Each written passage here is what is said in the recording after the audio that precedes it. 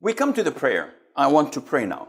What do? I fulfill the conditions. Okay, my awrah is covered. I have wudu. I'm facing the qibla. The time is due for prayer. So what do? I intend. And how do I intend? Intention is in the heart. It's not something that you verbally say.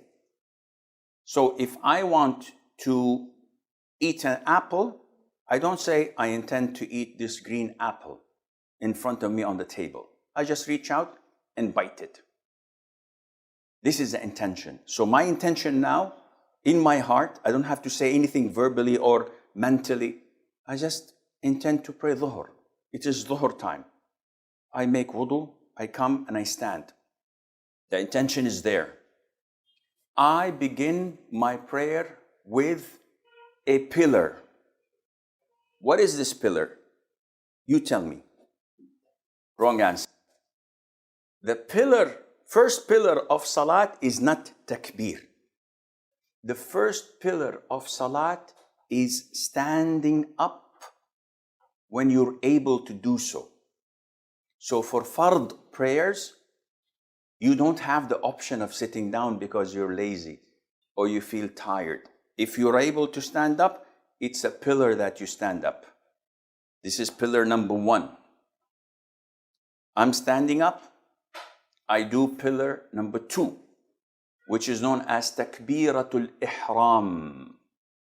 The first inauguration takbir, by saying Allahu Akbar. So now I've started prayer. The hadith of the Prophet ﷺ, وَتَحْرِيمُهَا التَّكْبِيرِ. So it has to be inaugurated with takbir, the first takbir. Okay, Sheikh, you said Allahu Akbar and you didn't raise your hands. Yes, raising the hands is not a pillar. This is a sunnah. Whoa, I didn't know that. Well, now you know. This is why I'm here. So saying Allahu Akbar means that I've started praying. Now, the sunnah is to say Allahu Akbar, to raise the hands. If I don't raise the hands, sunnah is gone. The prayer is totally valid and correct. Okay, when to raise the hands, Sheikh? You have one of 3. Either before saying Allahu Akbar, or during it, or after it. Can you explain? Yeah, sure. Allahu Akbar. Allahu Akbar. Allahu Akbar. When I say Allahu Akbar, raise my hands, the sunnah is to put the right hand over the left hand on the chest, as per the hadith of Wa'il ibn Hujr, may Allah be pleased with him. And this was a confirmed sunnah of the Prophet ﷺ, to place the right hand over the left on the chest. Well, the chest itself is an issue of dispute, because some authenticate the hadith, some don't.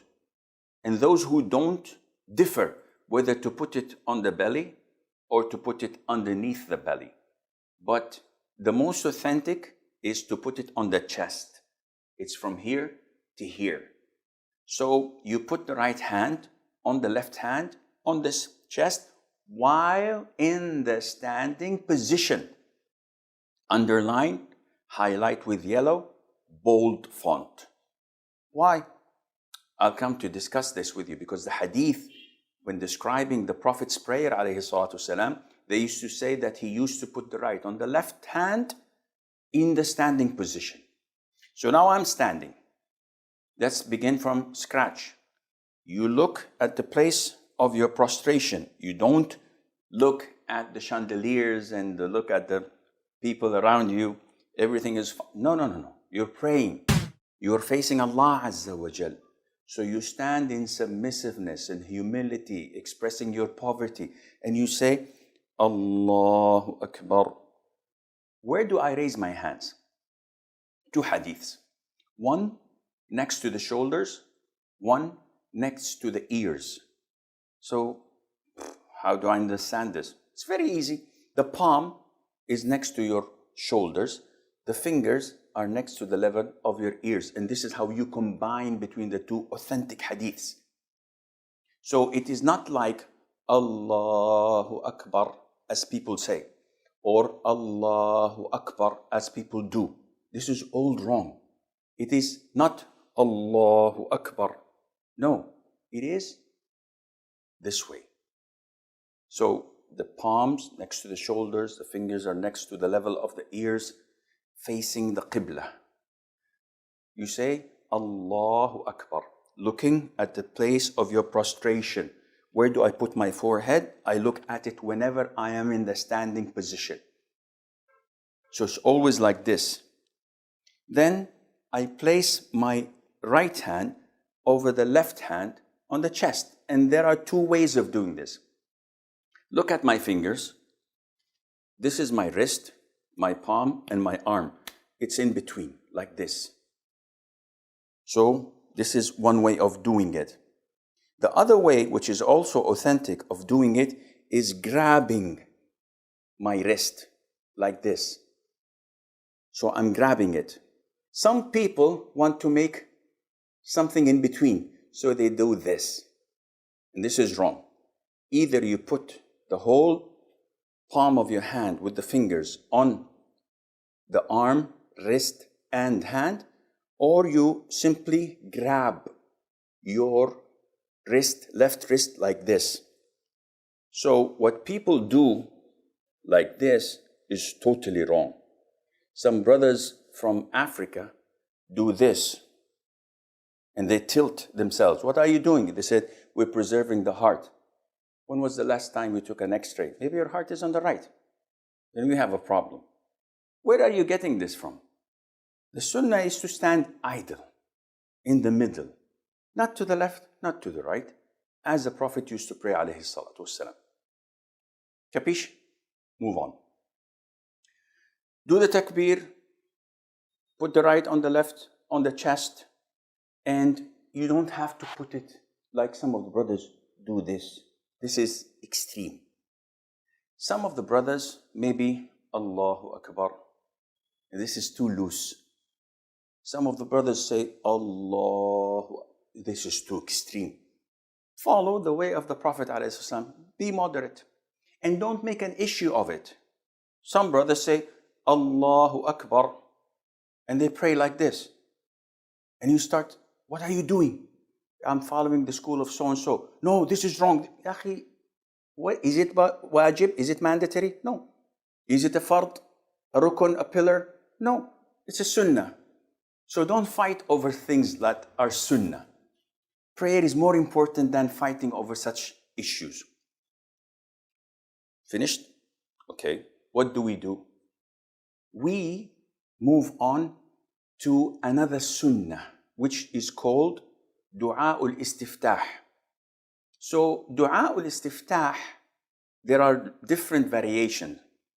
One of the most easiest and popular, Subhanakallahumma bihamdik, tabarak asmuk, wa ta'ala jadduk, wa la ilaha ghayruk. Very easy. This is a sunnah. If I skip it, do I have any problem? No problem. Another famous one is the dua of Abu Hurairah in Sahih Muslim.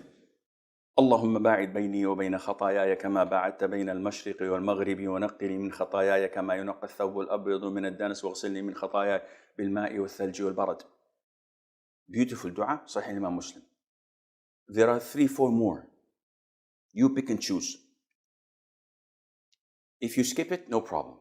Then I begin with saying أعوذ بالله من الشيطان الرجيم, or أعوذ بالله السميع العليم من الشيطان الرجيم. Or there are a number of ways of seeking refuge in Allah from shaitan. Mandatory? No. Sunnah. Then I say Bismillah ar-Rahman ar-Rahim. Mandatory? No, it is sunnah. Then I begin in one of the pillars of salat, which is Al-Fatiha.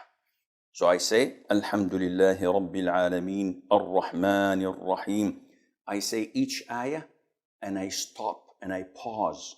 Not الحمد لله رب العالمين الرحمن الرحيم مالك يوم الدين إياك نعبد وإياك نستعين اهدنا الصراط المستقيم. I ran out of breath. If I were younger, I would have continued the whole surah. This is permissible, but it is not the sunnah. The sunnah is to stop at the end of each verse with a pause. And this is why when we pray, we don't find the taste and beauty of it, because we want to rush things. While if you say, Alhamdulillahi Rabbil Alameen, Ar-Rahman Ar-Rahim, Maliki Yawmiddin, you find that there is tranquility, submissiveness, khushu' in your salat. You get closer to Allah Azza wa Jal. I finish Fatiha. This is a pillar. Now I'm talking about pillars, mandatory acts and voluntary acts. Once I finish the Fatiha, I can go to ruku'. Whoa, Sheikh, wait. There's a surah afterwards. I know there's a surah afterwards. This surah is a sunnah. You're kidding me. No, I'm not. There is a surah after the Fatiha, but it is a sunnah. So if I say, وَلَا الضَّالِّينَ آمين Allahu Akbar, in Fajr, my prayer is valid. I didn't know that. Now you know. If I say it in Maghrib, it's valid. If I say it in Isha, it's valid. The sunnah is to recite a surah afterwards, or a verse as a minimum. And the sky's the limit. Interesting. So I recite a surah afterwards. قُلْ يَا أَيُّهَا الْكَافِرُونَ. I finish that. Then I go for ruku'. One question, Sheikh. Yes. After I say غَيْرِ الْمَغْضُوبِ عَلَيْهِمْ وَلَا الضَّالِّينَ آمين, should I pause so that the people behind me can recite the Fatiha? So I say وَلَا الضَّالِّينَ آمين.